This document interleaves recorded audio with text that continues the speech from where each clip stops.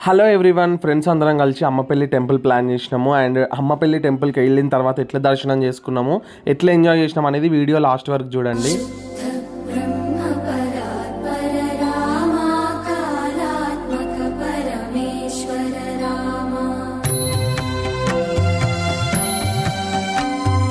శేషతల్ప సుఖ నిద్రిత రామ బ్రహ్మాద్యమర ప్రార్థిత రామ ఎందుకే ఉనికి పాటుగా